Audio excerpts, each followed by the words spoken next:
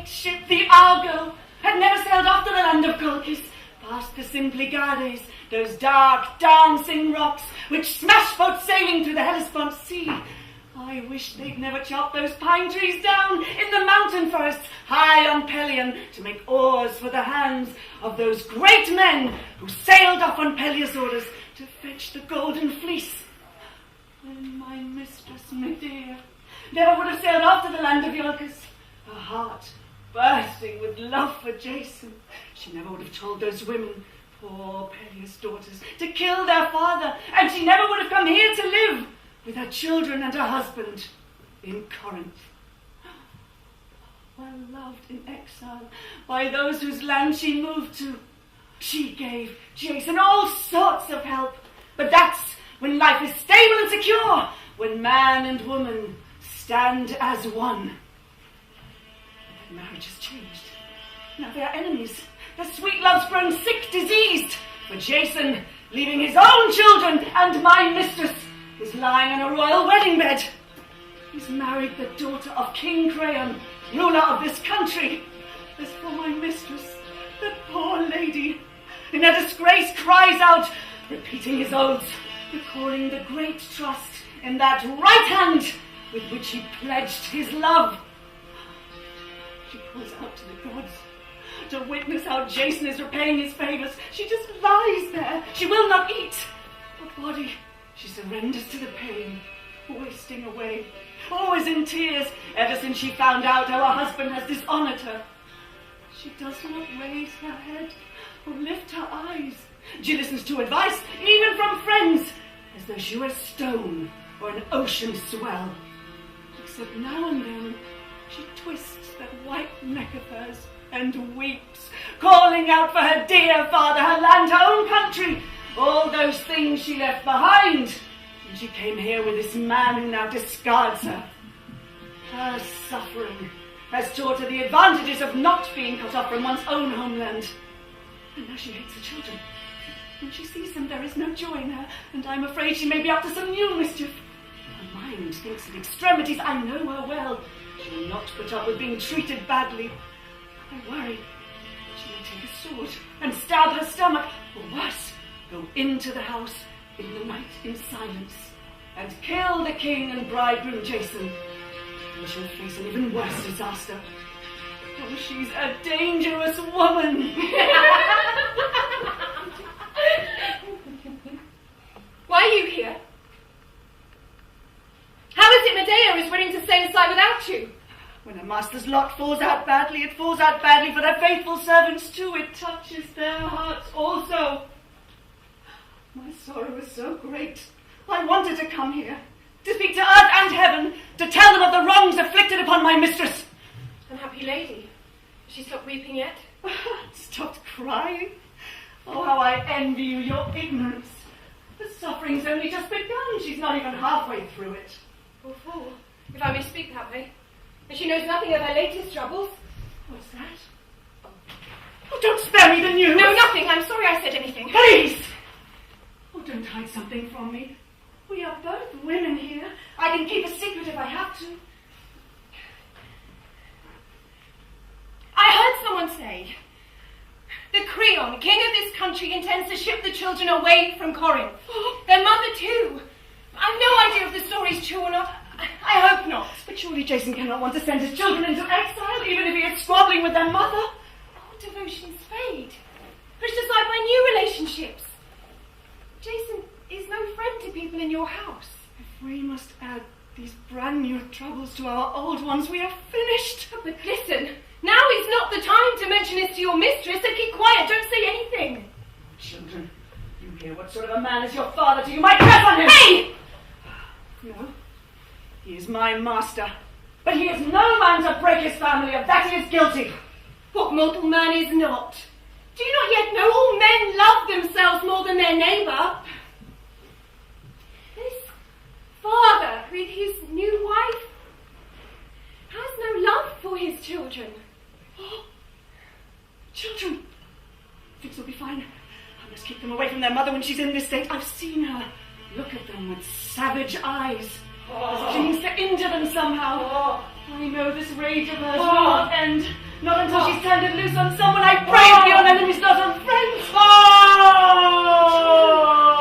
Hear your mother's cry. Stay out of sight. Do not come near her. She's fierce. She's headstrong.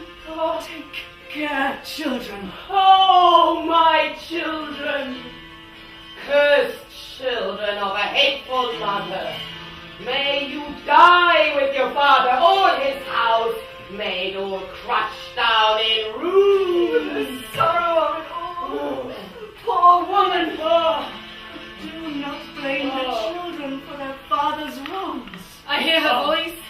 I hear the cries of this sad lady. Has she not calmed down yet? You tell me. I hear her screaming. This hour is finished. Oh, why can't a bolt of lightning strike me? I want death to come and sweep me off. Let me escape this life of suffering. Oh, Zeus! Oh, earth, oh, sun. Do you not hear how this woman cries out her misery? Why long for death's marriage bed? Death comes soon enough and brings an end to everything. You should not hope for it. And if your husband devotes himself to some new bed, why get angry over that? Zeus will plead for you in this. You should not waste your life away. Oh, how I want to see Jason and his bride beaten down, destroyed, their whole house too, for these wrongs they dare inflict on me when I have done nothing to provoke them. Oh, my father and city, I left you behind in my disgrace when I killed my brother. Do you hear what she's saying? Well, I wish she'd let us see her face to face and listen to what we have to tell her. That might calm her savage temper, the fury in her heart. Go now. Bring her here outside the house. I'll see what I can do. Right now, she glares at any servant who approaches. She's like a bull, like a lioness with cubs. That's how she looks. Those men from long ago, what fools they were. They made up songs for celebration, feasts and banquets, music to delight the heart. But they found nothing in music, or the lyre's many strings, to end the bitterness of human life, the pain in living, which destroys whole families. What a blessing it would be if music could cure these sorrows. When people feast, why do people sing? It's a waste of time. I've heard Medea's cry, full of sorrow, full of tears, her shrill accusations against Jason, the husband who's betrayed her. Suffering such injustice, she cries out, calling on the gods to end her misery.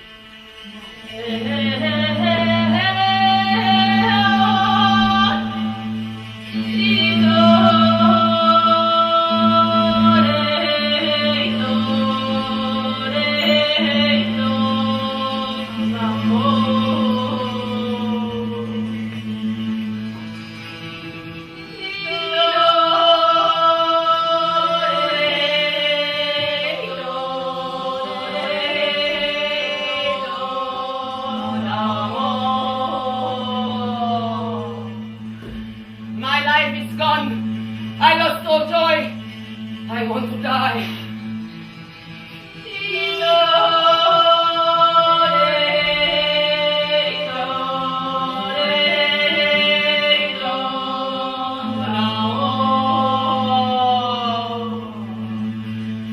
The man who was everything to me, my own husband, has turned out to be the worst of men. This I know is true.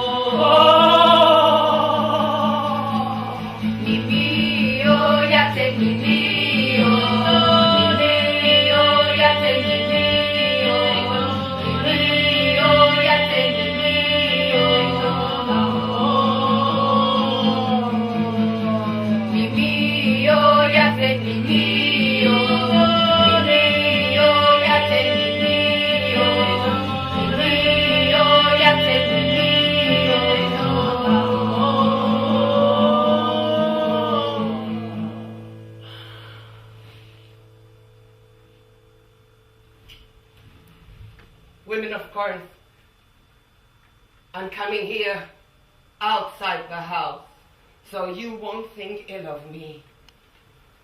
Of all things with life and understanding, we women are the most unfortunate. First, we need a husband, someone we get for an excessive price. He then becomes the ruler of our bodies, and this misfortune adds still more trouble to the grief we have. But the crucial struggle is, this husband we've accepted, is he good or bad? For divorce loses women all respect, yet we can't refuse to take a husband. Then, when the woman goes into husband's home with its new rules and different customs, she needs a prophet skill to understand the man whose bed she shares. She can't learn that before. So, once we've worked hard at this and with success, the husband accepts the marriage yoke and lives in peace, an enviable life. But if the marriage doesn't work, death is much to be preferred. When the husband tires of the company he keeps at home, he leaves, seeking relief for his distress elsewhere, outside the house. Men tell us, we women live safe and secure at home, while they must go to battle with their spears. How wrong they are. I'd rather stand there 3 times in battle holding up my shield than to give birth once. But your story and mine are not the same. For you have a city. You have your father's house. Enjoy your life with friends for company. I'm alone. I have no city. And I'm being abandoned by my husband. I was carried off, a trophy from a barbarian country. I have no mother, father, or relation to shelter with in this extremity. So, I want to ask something from you. If I find a way to punish Jason for these injustices, and his bride as well, and the father too, say nothing. I'll do what you request. I'll do what you request. I'll do what you request. But you are right to pay back your husband for his betrayal, Medea. I'm not surprised you grieve at these events. I see Creon, King of Corinth, coming this way. He'll be bringing news, announcing a new decision has been made. You there, Medea, scowling in anger against your husband. I'm ordering you out of Corinth. You must go into exile and take those 2 children of yours with you. Go quickly! I'm here to make quite sure that this decree is put into effect. I'll not go back to my own palace until I've cast you out beyond our borders. My enemies have set full sail against me. There's no way I can avert disaster. But Creon, let me ask you something. I'm the one wronged, so why banish me? What have I done? I'm afraid of you. I won't conceal the truth. There's a good chance you might well instigate some fatal harm against my daughter. Many things lead me to this conclusion. You're a clever woman, very experienced in dark ways. You're grieving the loss of your husband's bed, and, from reports I hear, you're making threats to take revenge on Jason, on his bride, and on her father. Now, before that happens, I'm taking some precautions. Woman, it's better that you hate me than for me to grow soft now and then regret it later.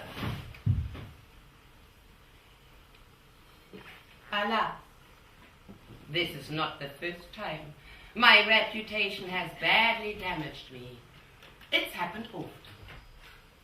No man with any sense should ever educate his children to know anything beyond what's normal, quite apart from charges of idleness, which other people bring against them. They stir up in their fellow citizens a hostile envy. If you offer Fools. Some brand new thoughts. They consider you a danger, not someone wise. And so it is with me, for I am a knowledgeable woman. I make some people envious, but Creon, I'm not that clever. Still, you fear me. Have I hurt you at all? Made you suffer? Don't fear me, Creon. It's not in me to commit crimes against the man in charge. Besides, in which way have you injured me? You've married your daughter to a man, one your heart selected. My husband is the one I hate. In my view, you've acted with good sense in this business. So, let me remain here in your country, even though I've suffered an injustice. I obey the ruler and stay silent. What you say sounds comforting enough, but I'm still afraid that heart of yours is planning something. At this stage, I trust you even less than I did before. Passionate people, women as well as men, are easier to protect oneself against than someone clever who keeps silent. No. You must leave, and right away. No more speeches. I've made up my mind. It's not possible for you to stay here. Not with us, given your hostility to me. Creon, I'm a woman who never begs, but look, I am begging. You're wasting your words. You won't persuade me. You casting me out without hearing my supplication. Indeed I will. I do not love you more than my own family. Alas, love's a miserable thing for mortal man. It's time to leave, you foolish woman, now, or my servants will throw you out. Don't do that, Creon, I beg you. Woman, it seems you're trying to provoke me. No! I accept exile. Then what is it that you want? Let me remain here one day. Prepare to get ready for my exile, to provide something for my children, since their father is one more insult that does nothing for them. You are a parent too. Do what's right, have pity. Exile is nothing new to me, but it will crush my sons. For a ruler, my will is by nature tender.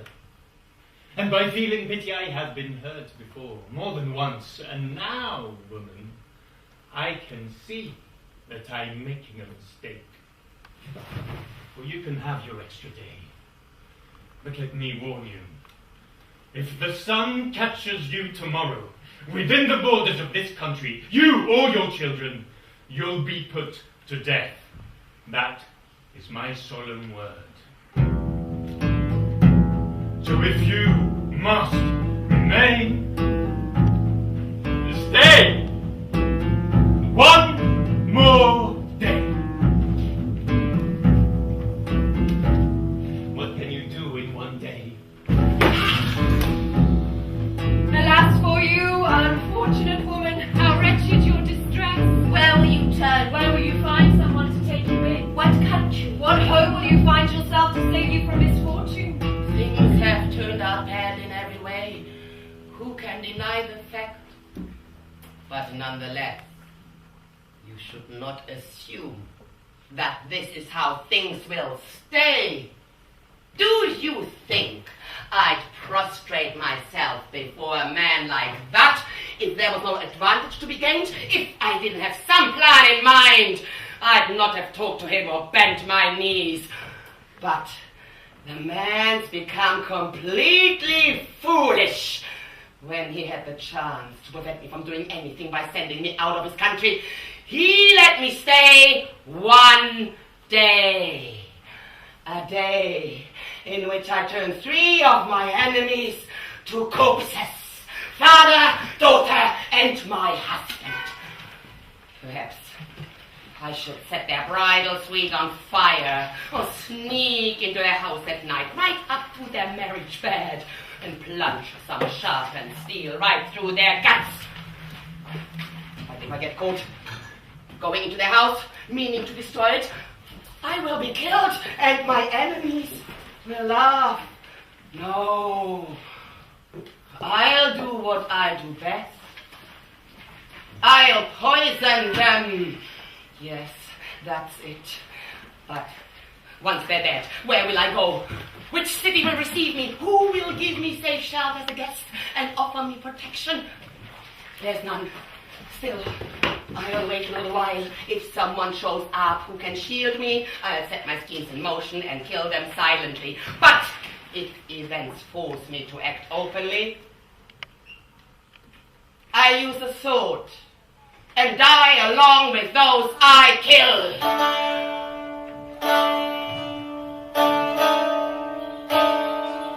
My Hecate,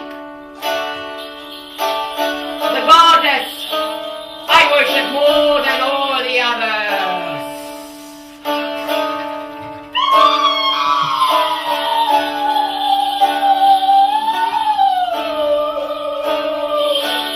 The one I choose to help me in this business. The one who lives deep with me inside my house. These people won't put pain into my heart and laugh about it. So come, woman, speak courage to yourself. Daughter of a king, granddaughter of the sun, be Medea!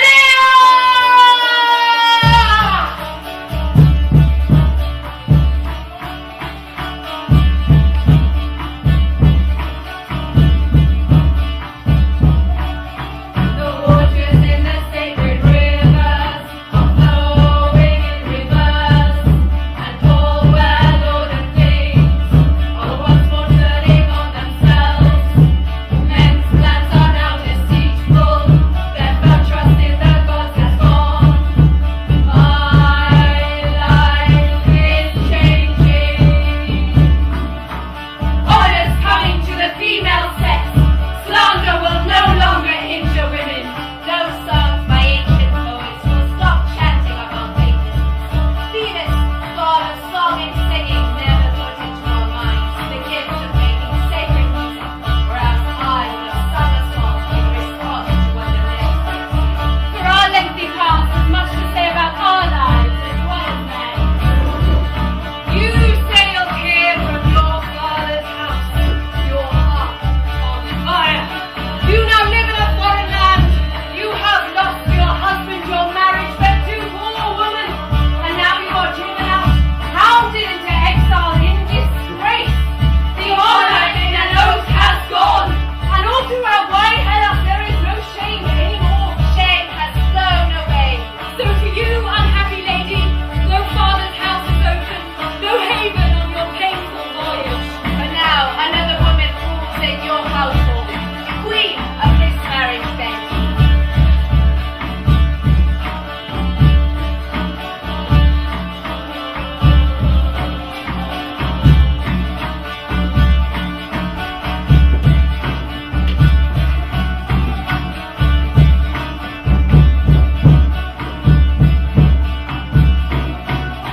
The waters in the sacred rivers are flowing in reverse, and all well-ordered things are once more turning on themselves.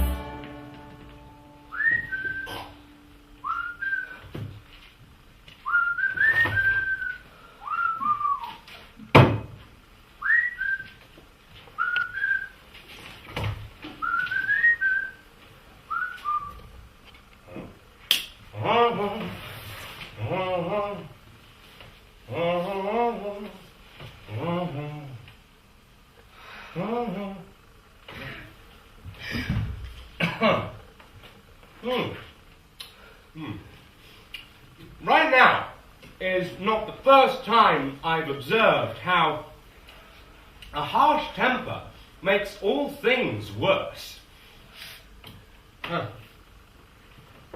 Impossibly so. It's happened often. You could have stayed here, in this land and house, If only you'd agreed to the arrangements, showed some patience with those in command. Now, you're exiled for your stupid chatter. Oh, not that I care. You don't have to stop calling Jason the worst man in the world. But when you speak against the ruler here, consider yourself very fortunate that exile is your only punishment. I've always tried to mollify the king. He has a vicious temper, and have you stay. But you just wouldn't stop this foolish rage, always slandering the royal house. That's why you've got to leave the country. Anyway, I won't neglect my family. I've come here, woman, looking out for you, so you won't be thrown up with the children in total need and lacking everything. Exile brings with it all sorts of hardships. Although you may well despise me now, I could never have bad feelings for you. How can I say what you are? How can I spit your taste from my tongue? The only thing I say about you is this: no trace of manhood. You come to me now. You come at this point when you've turned into the worst enemy of the gods and me and the whole human race. It isn't courage or firm resolution to hurt your family and then confront them face to face, but total lack of shame, the greatest of all human sicknesses.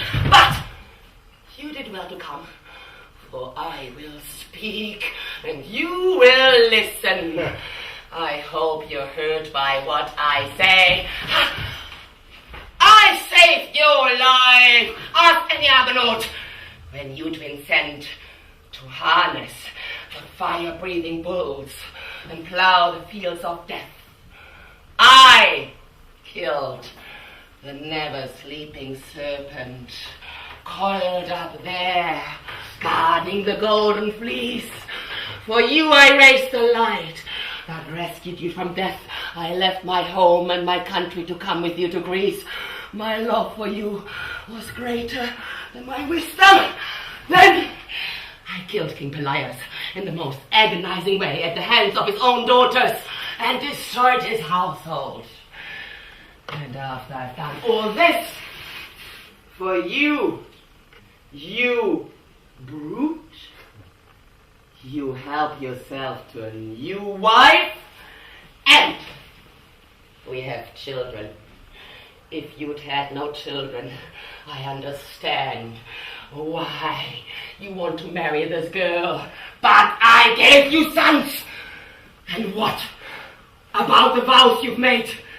I don't know if you think the ancient gods still govern, or if new regulations have recently been put in place for men, but you must know you've broken faith with me. So, where do I turn now? To my father's house? For your sake, I betrayed my country. To my family, I'm now an enemy. And by assisting you, I declared war on all those whom I had no need to injure. And in return for all of that, you leave me alone in my misfortune. Now that I have to go into exile with no friends, abundant with my abundant children. Woman, do you expect me to simply stand here? Or, like a skilled helmsman on a ship, haul in my sails and run before that storm blowing from your raving tongue? You overestimate your favors done for me. I consider Goddess Aphrodite the only one of gods or mortal men who saved my expedition. As for you, well, you have a subtle mind. But if I told how Eros with his unerring arrows forced you to save me, I could injure you. So I won't press that matter very far. However you helped me, you did it well. But by saving me, you got in return more than you gave, as I will demonstrate. First of all, you now live among the Greeks, not in a country of barbarians. You're familiar with justice and the laws, rather than brute force. Besides, all of Greece knows that you're clever, So you've earned yourself a fine reputation. If you still lived out there, at the boundary of the world, no one would sing songs in praise of you.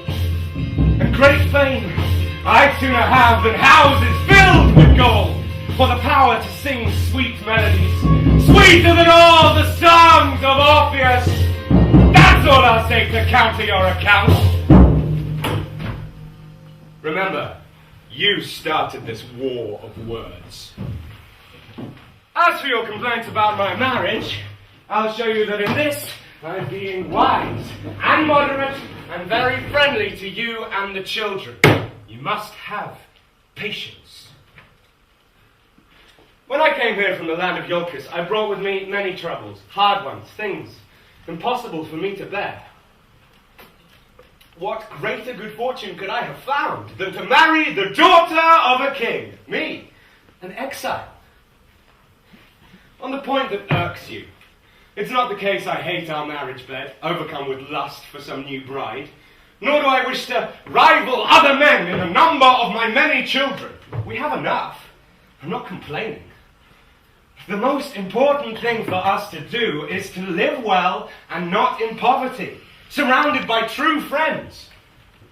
As for my future children, I want to raise them in the proper way, worthy of my house, to have brothers for the children born from you, and make them all the same. Thus, with a united family, I might prosper.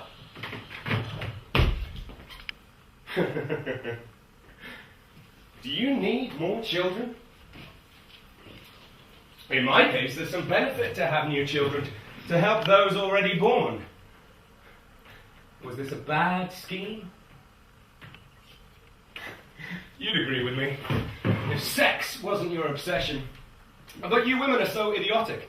You think if everything is fine in bed, you have all you need. But if the sex is bad, all the very best and finest things, you make your enemies. What mortals need is some other ways to get our children. There should be no female sex. With that, men would be rid of all their troubles. Since he thinks his tongue can lie his lies, he dares anything. But he's not that clever. One word demolishes your argument.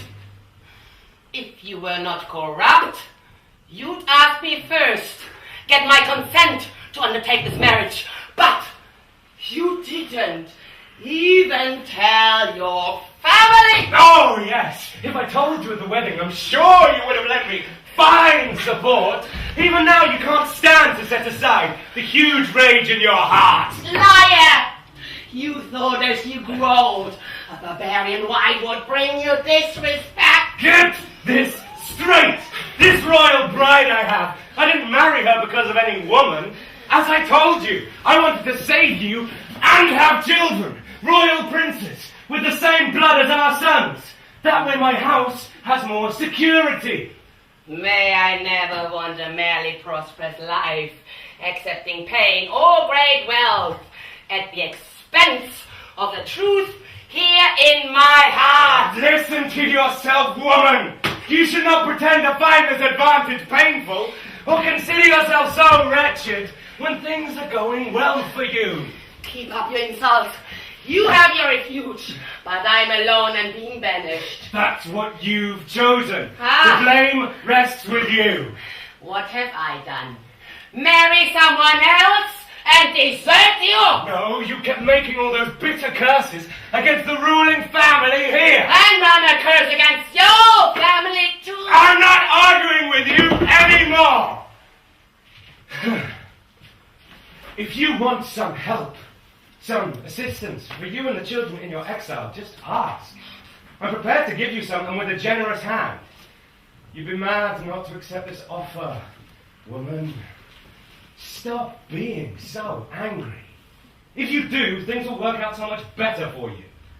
I won't accept anything from you. Gifts from a worthless man are without value. Then I call the gods to witness.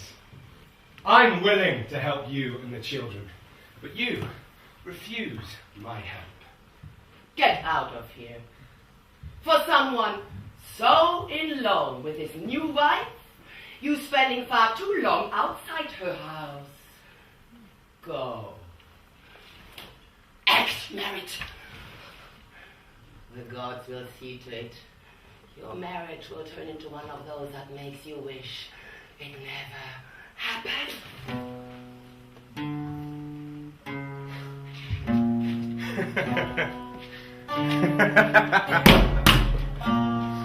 Love with too much passion turns a virtue into vice, turns the music of the spheres to the clash of chaos drum.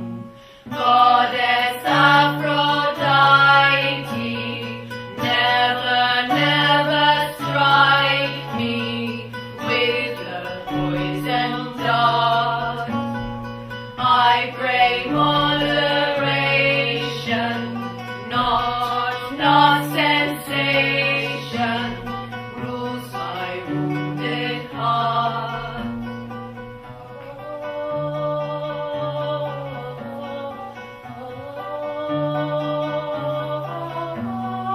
Love with too much passion turns truth to jealous anger, turns desire elsewhere to the arms of other loves.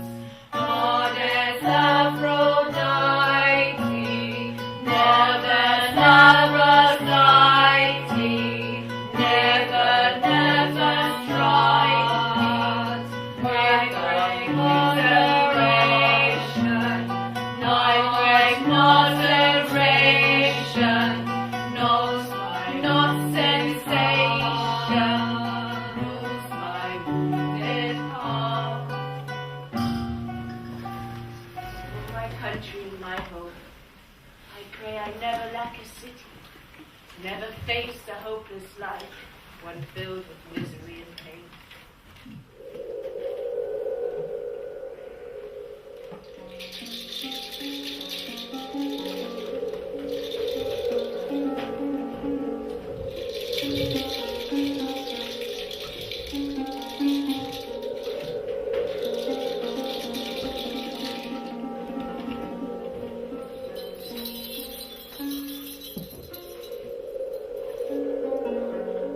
Medea!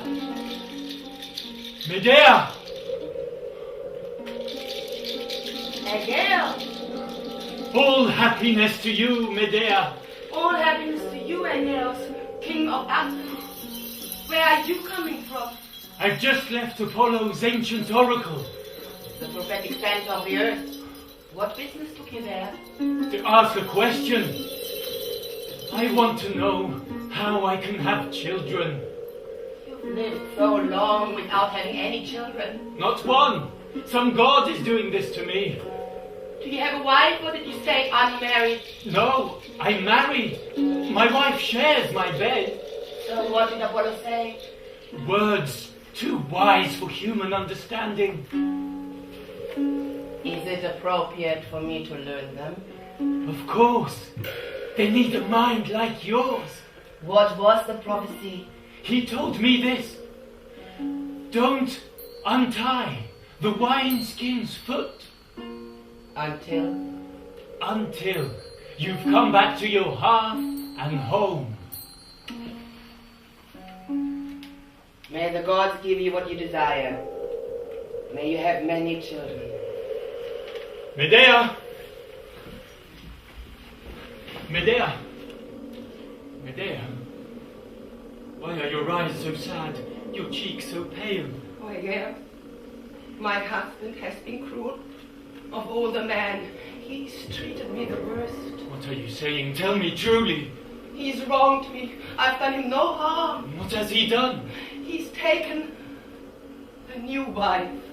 She now rules his house instead of me. It's completely shameful. Indeed, it is. Did he grow tired of you, or has he fallen in love elsewhere? In love?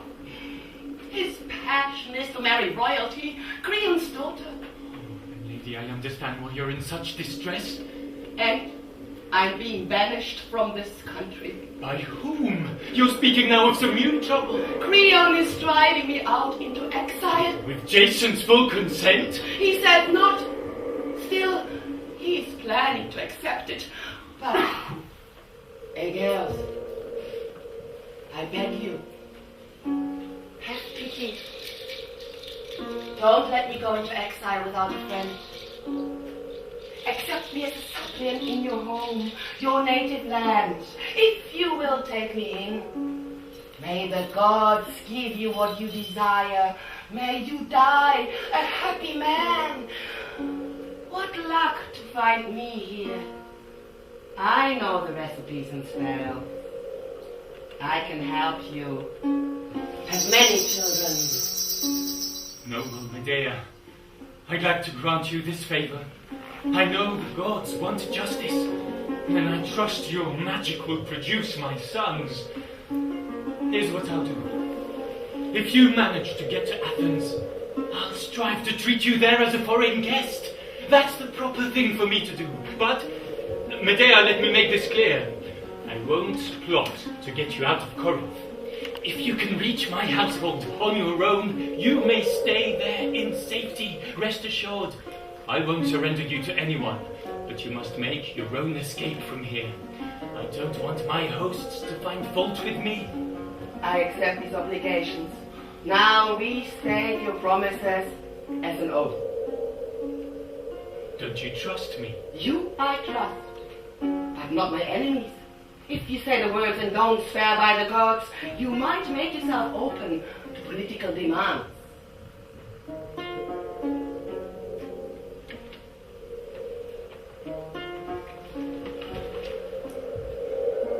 Tell me the gods I should swear by. Swear by the goddess of the earth, by Helios my grandfather, by the family of gods, by all of them.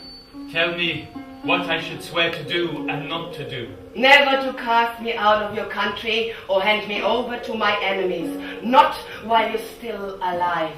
I swear by the earth, by Helios' sacred light, by all the gods, I'll do what I've just heard. And if you betray this oath, what happens to you then? May I then suffer the punishment that falls on profane men? All is well now. Go your way in peace. I'll come to Athens as quickly as I can. May Hermes, son of Maia, go with you on your return, Aegeus. I hope you get what your heart's so set on. For in my eyes, you are a worthy man. By Zeus and justice, and flaming Helios, now we'll triumph over all my enemies. The plans I've made have been set in motion. For when I was most in need, this man came and offered me safe harbor.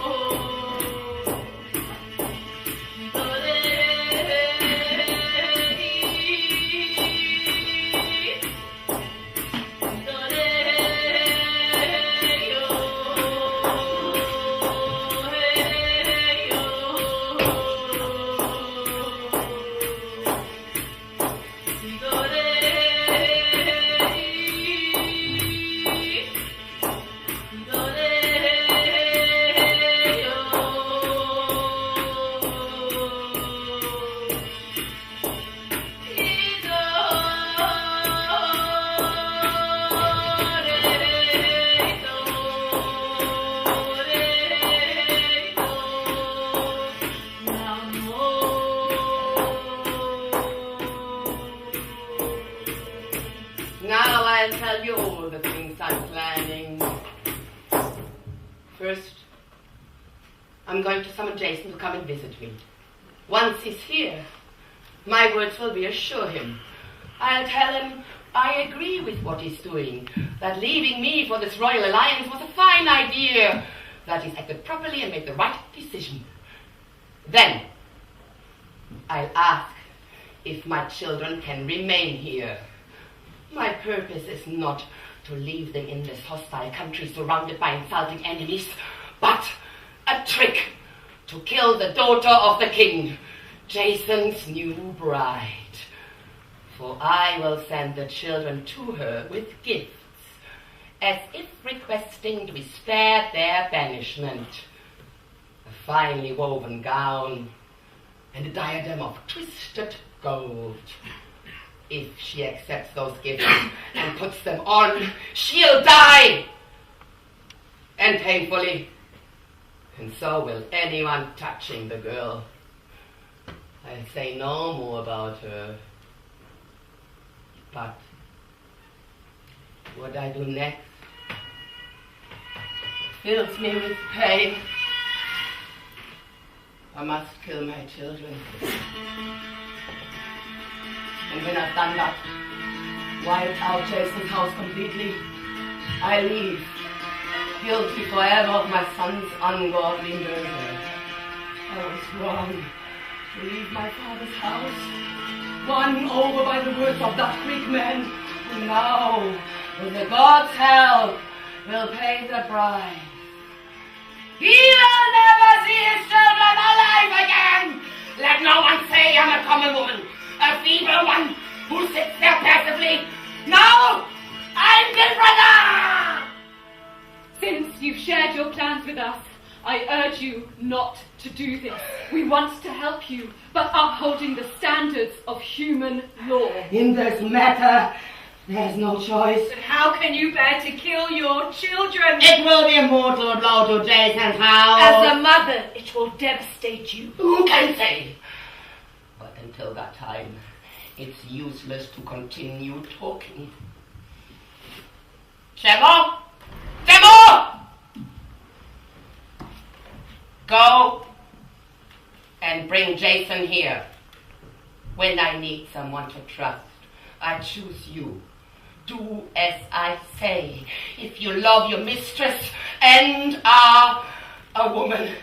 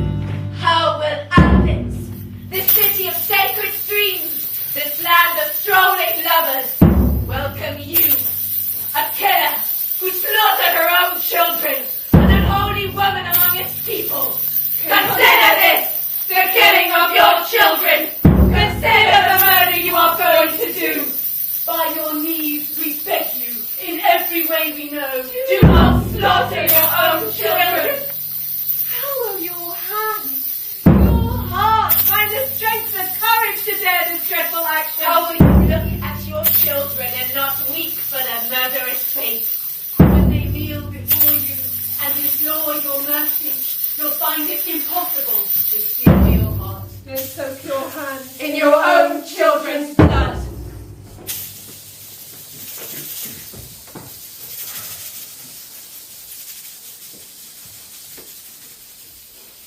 So, I've come, as you requested.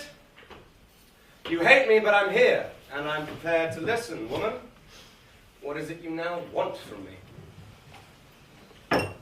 Jason, I want you to forgive me for what I've said before. My anger you should be able to put up with, since we two have shared so many acts of love. I've been debating with myself and realized I've been wrong.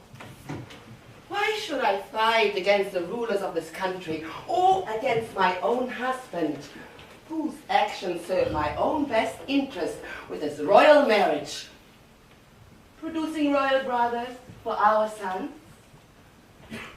So now, I agree with what you're doing. It strikes me you've been acting prudently by forging this royal alliance on our behalf. I was mad. I should have worked with you in this design, helped you with your plans, stood there beside you in this marriage, rejoiced along with you for this union with your bride. But, Jason, we women are what we are. As a man, you should not repay foolishness with foolishness. So now I see things in a brighter light. The children. Oh, my children. Will you keep holding out your arms like this through all the many years you have to live? Oh, my eyes keep filling up with tears now that I've stopped this horror with your father. My eyes too weep pale tears. I pray this course of evil proceeds no further. Lady, I approve of what you're saying now. Not that I blame you for what went on before, for it's quite natural in the female sex to get angry when her husband set up secret schemes to plan another marriage. But your heart has changed now for the better, although it took a while. You now understand the wiser course of action. In doing so, you're acting like a woman of good sense. As for you, my children, your father has not been neglectful. With the gods' help, I've made provision for you. At some future date, you'll be rulers here in Corinth, alongside your new brothers. But first, you must grow up. As for the rest, your father and the God who smiles on him will take care of that. I pray I see you mature into fine young men, victorious over all my enemies. Medea, what have I said? Does that not make you happy? It's nothing. I'm thinking of the children. Cheer up! I will see that they are well looked after. I will. Cheer up. I trust what you have said, but it's a woman's nature to shed tears. But why be so tearful with the boys? I'm their mother. And when you made that prayer about them growing up, I felt pity, wondering about their future. So, let's discuss the reasons for your visit. I've mentioned some, but there's another. Since the royal house thinks me an enemy, I've decided to leave this country and go into exile. But you, Jason, should beg Creon to spare our boys, not to banish them so they can grow up here under your direction. Well, I don't know if I can convince him. You could tell your wife to ask her father not to send the children into exile. A good idea. I think I can persuade her. Oh, you will, if she's a woman like the rest. And Let me help you. I will send her gifts. By far the most exquisite things I've ever seen. A finely woven gown and a diadem of twisted gold. The children will bring them to her as offerings for the happy royal bride. You get those presents right away. She has more than one reason to be happy now, that wife of yours. In you, she found a very worthy husband to share her bed. And now those gifts, which Grandfather Helios once gave to his descendants. What she's getting will be worthy of her. What are you doing, you foolish woman? Disposing of these things of yours? Do you think the royal house lacks clothes or gold? Keep them! Don't give them away.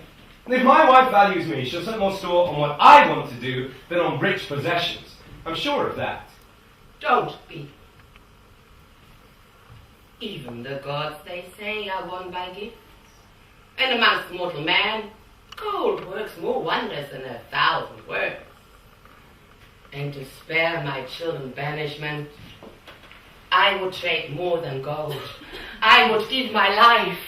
So, children, when you get inside the palace, you must ask this new wife of your father, my mistress, not to send you into exile. And when you present those gifts to her, you must make sure she takes them from you into her own hands. Go now, be quick about it, and bring back the happy news your mother so desires to hear.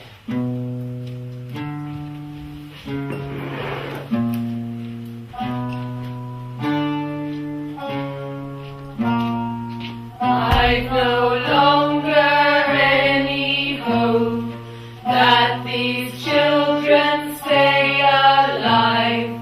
I've no longer any hope as they stroll to their own slaughter. The bride will take her diamond. She'll take her golden ruin. With her own hand, she'll fix across her lovely hand the jewelry of her death. The unearthly gleam, the charm will tempt her to put on her robe, an ornament of twisted gold. Her marriage bed will lie among the dead. That's how she'll die. That's the trap she'll fall in. She can't escape destruction. I've no longer any hope. How ignorant you are, bringing death to both your sons, to your bride a fatal end. Most unfortunate man, how wrong you were about your destiny.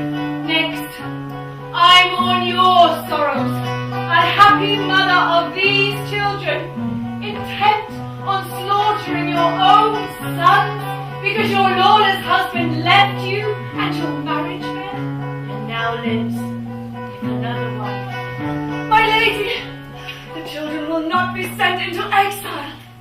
The royal bride was happy to accept with her own hands the gifts you sent her. Now the boys have made their peace with her.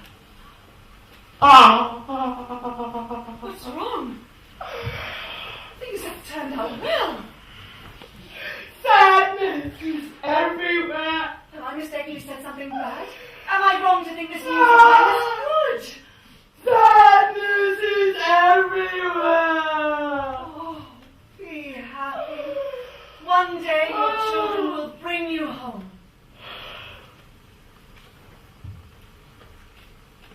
But before that, there are others I have to bring to their home.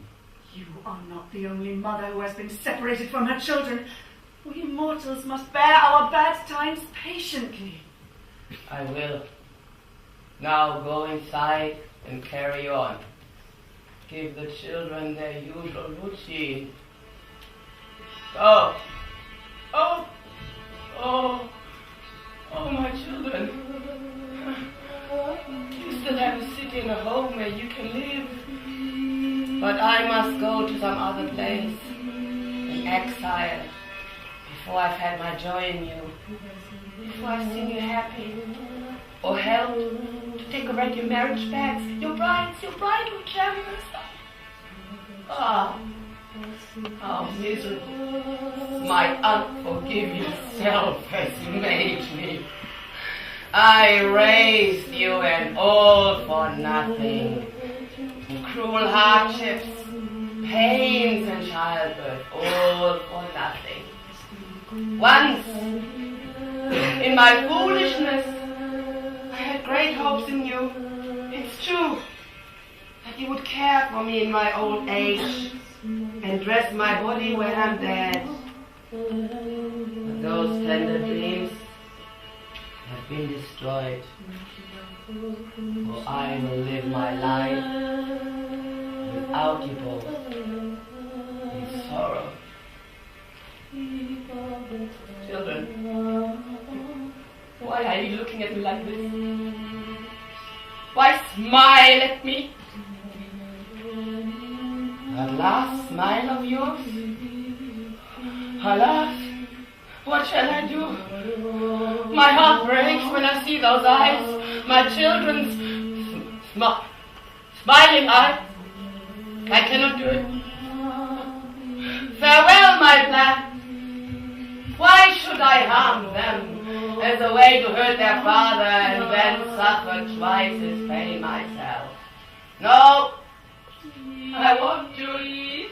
So farewell to what I planned before. Bah! But do I really want my enemies escaping punishment while I'll become someone they ridicule? What coward I am to even let my heart admit such sentimental reasons. My hand will never lack the strength for this. Ah! And yet my heart, filled with this murder. You're made of stone, but leave the boys alone. They're my children.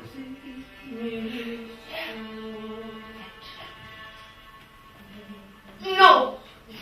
By those avenging furies, I will never give up my children to be humiliated by my enemies.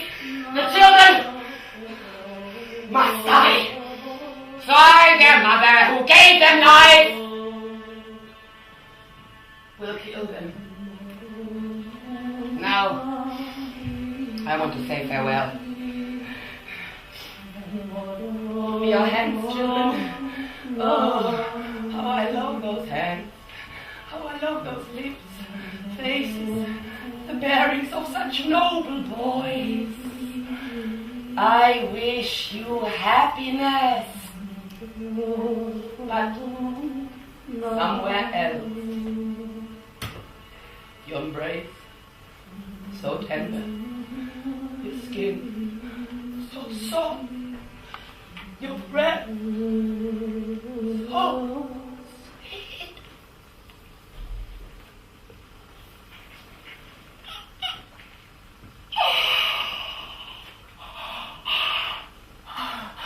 I understand too well the dreadful act I'm going to commit, but my judgment can't check my hate, and this incites the greatest horrors human beings do.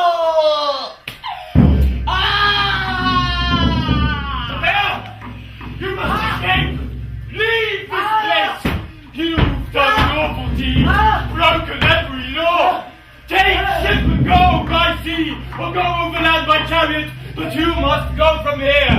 What has happened that I have to escape? The king's daughter is dead. Her father too queer. You poisoned them. Oh, great news. What's that? Are you insane to commit this crime against the royal house and rejoice when you hear the news without being afraid? Tell me about their deaths, so I might take some pleasure. When your two children came with their father and went into the bride's home, we servants who had shared in your misfortune were glad. For a rumour spread at once from ear to ear that you and your husband's previous quarrel was now over. Someone kissed the boy's hands, someone else their golden hair. In my joy I went with the children right inside, into the woman's quarters, our mistress, whom we now look up to instead of you. At first had eyes for Jason only, and when she caught sight of your two children, she veiled her eyes and turned away her white cheek, offended by their presence. But your husband tried to change the young bride's mood and soften her anger with these words. Don't be so hard-hearted with your family. Check your anger and turn your face this way. Look at us again and count as friends of yours those that your husband thinks are friends of his. Now, receive these gifts, and then, for my sake, beg your father not to exile these two boys. Once she saw the gifts, she didn't hold out, but agreed in everything with Jason. And before your children and their father had gone any distance from the palace, she took the richly embroidered gown and put it on. Then arranged the golden crown, fixing it in her hair to bright mirror, smiling at a lifeless image there. Then she stood up from her seat and strolled across the room, moving delicately on her pale feet, delighted with the gifts, with a great many glances to inspect the straightness of the dress against her legs. But then it happened.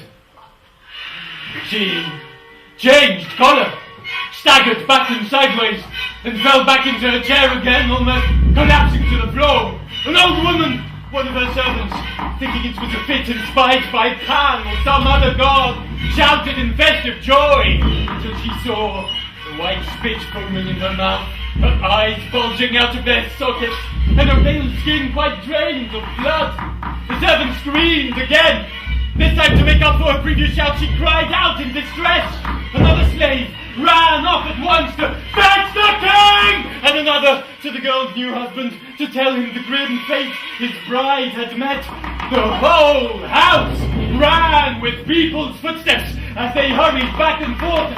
All this happened by the time it would take a fast runner to complete 100 yards, and then her eyes opened. The poor girl woke up, breaking her silent fit with a dreadful... She was suffering a double agony. Around her head, the golden diadem shot out, amazing molten streams of fire, burning everything, while the fine woven robe, your children's gift, consumed the poor girl's flesh. She jumped up from her seat and ran, all of her on fire, tossing her head, her hair, this way and that, trying to get rid of the golden crown, but it was fixed in place, and the more she shook her head, the fiercer the fire blazed. At last, she fell to the ground, overcome by the agony. No one could have recognized her save her father. Her eyes had melted. Her face, no more her face. On top of her head there was blood dripping down, mixed with fire. And the flesh was peeling from her bones, like resin oozing from a pine tree. No one dared touch the body. What we'd seen had warned us. But her father rushed into the house, and not knowing what had happened, threw himself at his daughter's side, crying, "Die! My poor child! What god has been so cruel to destroy you in this way? Who's taken you from me? An old man near my death? I wish I could die with you." He ended his lamenting cries, but then, as he tried to raise his own body up, he was entangled in that woven dress, like ivy wrapped around a laurel branch. He struggled dreadfully to get up onto his knees, but she held him down, and if he used force, he tore his ancient flesh clear off the bone, till at last He gave up, exhausted with pain. He yielded and gasped out his life.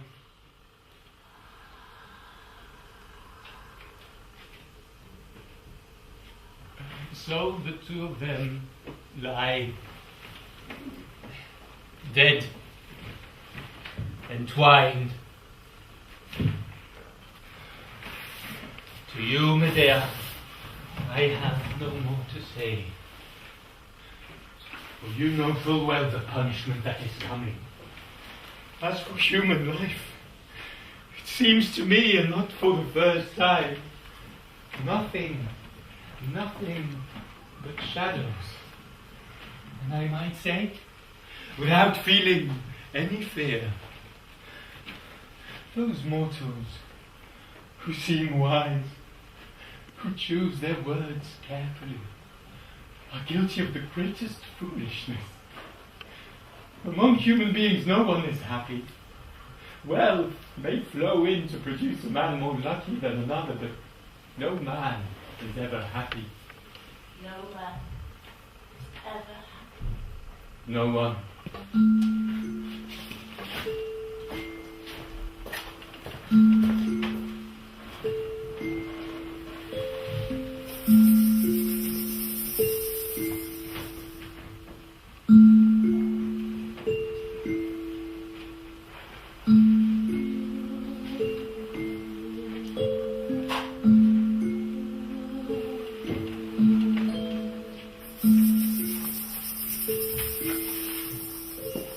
This is the day the gods tighten around Jason. Poor Creon's daughter, how we pity your misfortune.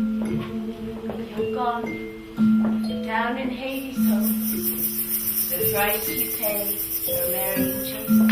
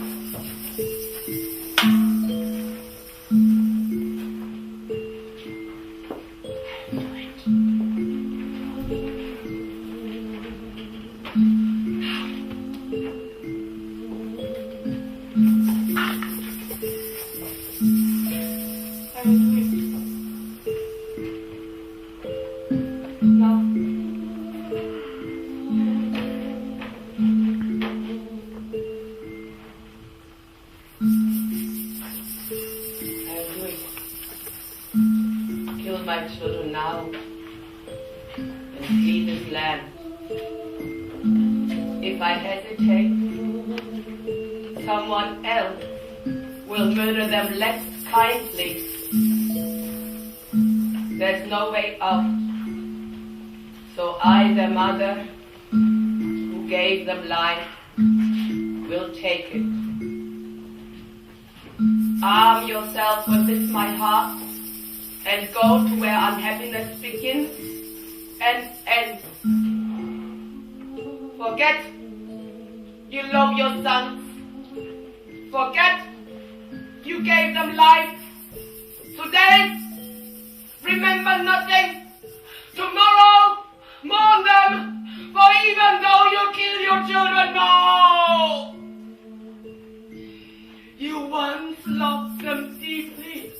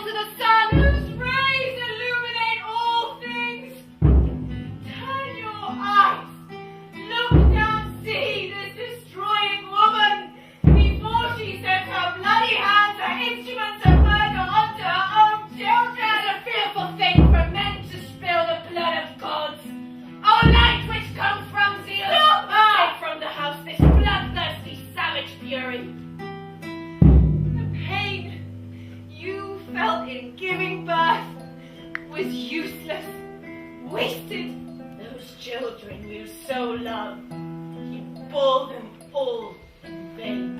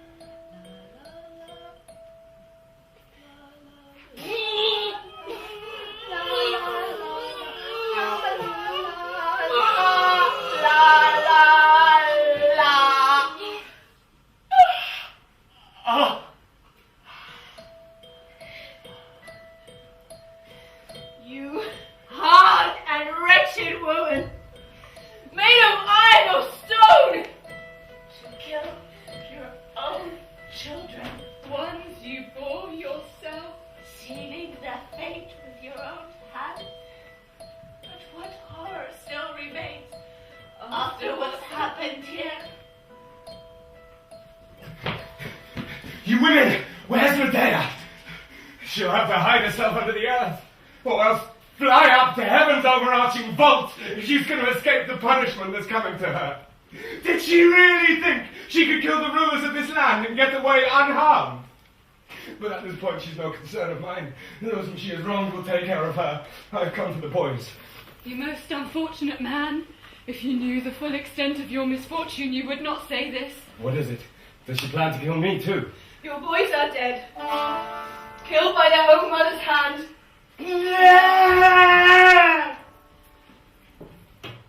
What are you saying?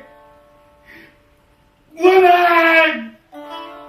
You have destroyed me! Your children are dead. You must fix your mind on that. They're gone. Did you come here to find their bodies? Or me, the one who murdered them? If you want something from me, speak. Only words can reach me now. For Grandfather Helios has sent his chariot to protect me from my enemies. You accursed woman! Most hateful to the gods, and me, and all mankind! You dare to take the sword to your own boys, you, the one who bore them, and to leave me destroyed and childless. Having done all this, after committing these atrocious crimes, can you still look upon the earth and sun? May you be destroyed. Now I understand. I must have lost my mind to bring you here, from a savage country to a Greek home. You were truly evil then. You betrayed your father and the land that bore you. But the avenging fury meant for you, the gods have sent to me. You killed your brother in your home. Then you came aboard our fine ship, the Argo. That's how you began. When you married me and bore my children in your lust for sex and our marriage bed, you killed them. No woman from Greece would dare to do this. But I chose you as my wife above them all. And that has proved to be a hateful marriage. It has destroyed me. You're not a woman. You're a beast. A monster. But my insults, multiplied 1,000-fold, don't hurt you. Your heart's too hard for that. So be gone! You shameful murderer of your children. Let me lament my fate. I'll get no joy from my new bride. Nor will I ever see my 2 children, the boys I bred and raised. They're lost to me. The gods already know what I did for you and what you did to me. So if you want, call me a monster, a beast, for I've made contact with your heart at last. You have your own share of pain and sorrow. That's true. But there's relief in knowing you cannot laugh at me. Oh, my children, you had such a monstrous mother. Oh, my children, victims of your father's monstrous actions. At least it was not my hand that killed them. No, it was your betrayal that killed them.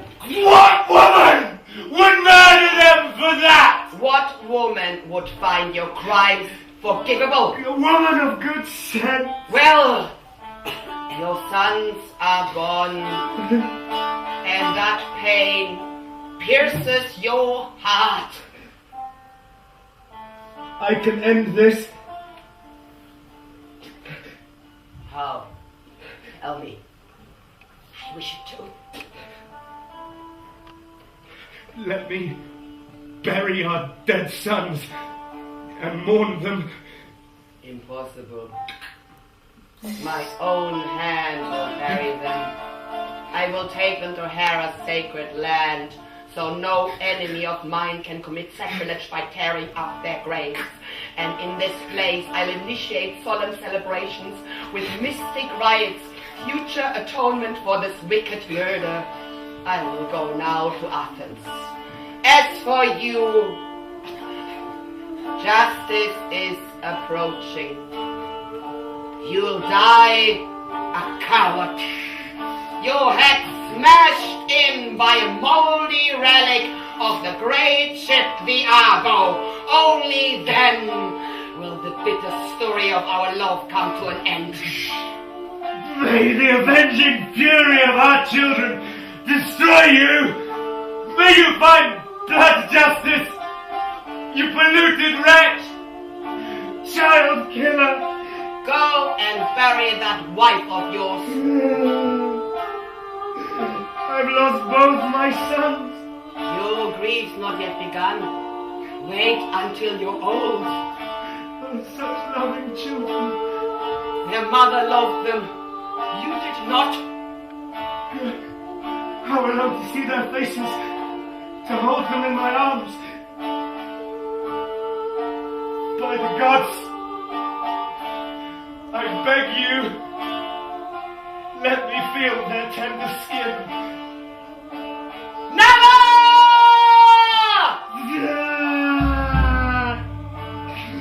Zeus! Do you hear how I'm being treated? What I must endure from this wretch! This abomination! All my life, I will honor them with grief. The gods bear witness how you have killed my sons and refused to let me hold them or bury them.